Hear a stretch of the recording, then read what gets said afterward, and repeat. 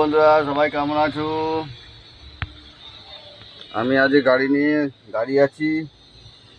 কাল থেকে পাট লোড করেছি। এই যে পাট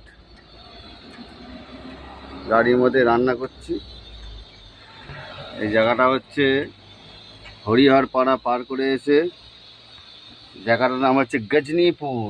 এই কাটায় রয়েছি, গাড়ি লোড করে দাঁড়িয়ে আছি। তা আজকে রান্নার আইটেম করছি পালং শাক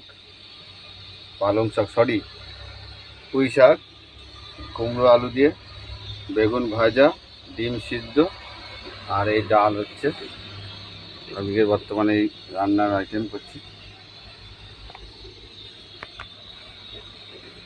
সবাই ভালো থাকবেন, সুস্থ থাকবেন। বন্ধুরা সবাই দেখুন, রান্নাই এখন কমপ্লিট হলো।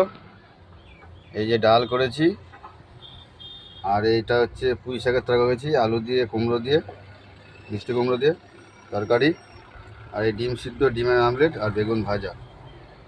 আপাতত আজকে এই রান্না করলাম অনেক কষ্ট করে। কেমন লাগলো সবাই জানাবেন।